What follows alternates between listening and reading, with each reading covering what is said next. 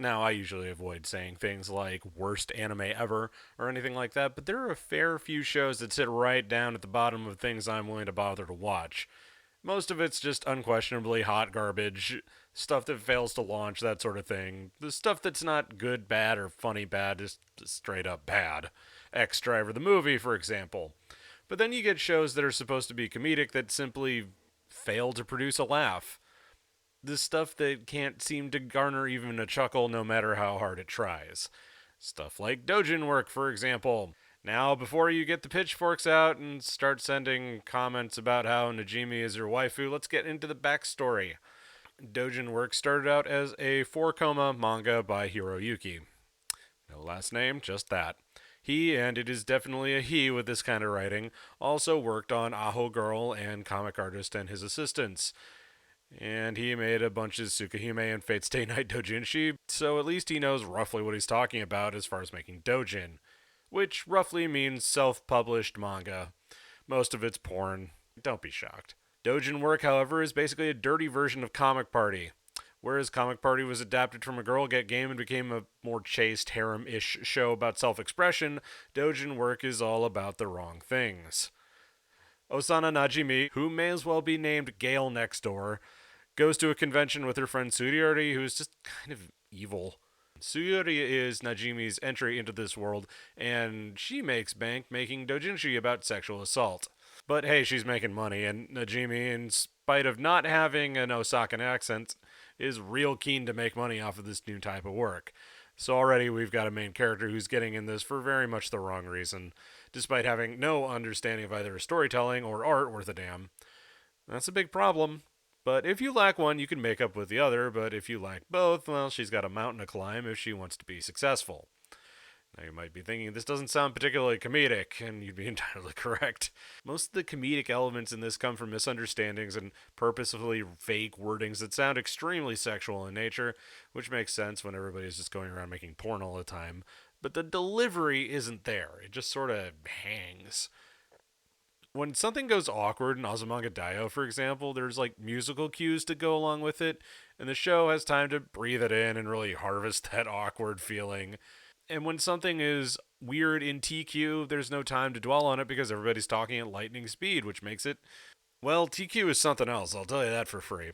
In Dojin work, they managed to hit just this perfect balance of not funny and not funny in content and then delivery. It's more eye rolly than it is anything else. I think Hiroyuki has some sort of thing for public humiliation because the shit that Najimi gets put through isn't just embarrassment, it's like a humiliation conga line. And if you're like me and sympathetic embarrassment is more anxiety inducing than it is comical, which is probably why I don't watch a lot of sitcoms, this just becomes absolutely arduous.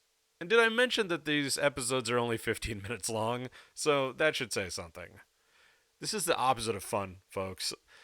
We have Tsuyuri, who's basically remote doming Najimi, and Najimi is suffering for her amusement. There's a guy, Junichiro, in this whole thing, but he is basically a Johnny Same Face from every other series out there like this. And then there's Justice and Sora, who are not to be talked about. I do not much like them, because it's a giant dude, and that is literally a child. Brother, get the flamer. The heavy flamer. I have some suspicions about the author here, considering a fair few things that have shown up in this and Comic Artist and his assistants. Guy likes him some S&M, which is fine, but like it's not really a punchline. Sudiri is drawn like she's starting middle school, not college, and even Najimi looks like a stick with arms and legs, which is odd for an anime adaptation because in the manga she looks a little bit more normal, I guess. Add this in with Sora just being like she's 8 or something. Ugh. Who is this child? Who did you steal her from, Justice?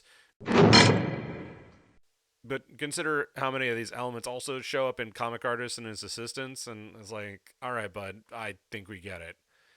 I wonder if Hiroyuki and Akiyuki Shimbo have ever met. I think they'd have a lot to talk about, and probably all of it is admissible in court.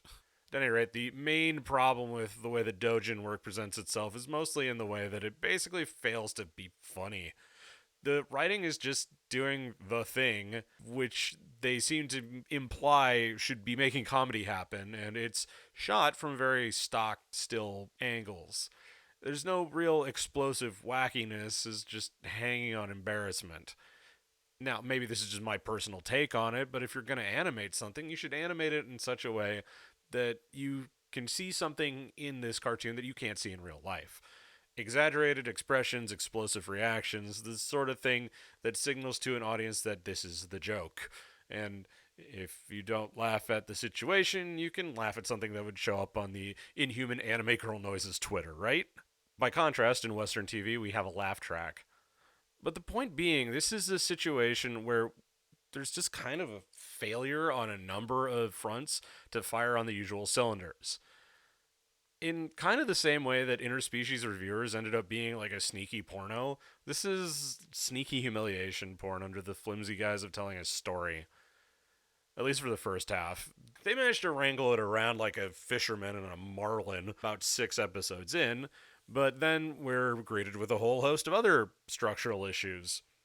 So, with the art looking like it does, how are they going to make the art in the show look worse than it to signal that it's done by novices? Oh, that's how. But it's okay because they don't sell. I guess that makes it better. The other part of this show's comedy seems to be punching down at people who aren't talented or successful. There seems to be a thread through here that because Najimi is doing this for the wrong reasons, or what the writer perceives as the wrong reasons, it's okay to just dump shit on her. And while there is some truth to the fact that she's getting into doujinshi to get rich, which is about as sensible as, say, getting into reviewing anime on YouTube to get rich, it's not some sort of unforgivable sin. Likewise, Nito, her rival, who ends up being her friend afterwards, is in it for the passion.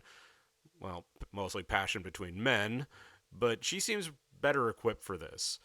Apparently, she can't remember to blur out the necessary bits, which means she can't actually sell it due to obscenity laws, but Nito has a passion for what she's making. There's some artistic drive behind it, compared to Najimi, who just wants to make a couple bucks. Is it really fun to watch someone who has no talent and no passion trying to just swindle people? Or is the character that cares about what she's doing and just needs more hobby time to get good at it a better protagonist? I mean, I know who I would rather write or draw or read a series about, but what do I know? This show has some really bad fridge logic to it when you try to do even the littlest attempt to dissect it. It has about as much depth as a pencil eraser, and frankly, it's about as entertaining. There may be some lessons to be learned here, but I think the main one to be learned is that don't get into a craft to get rich.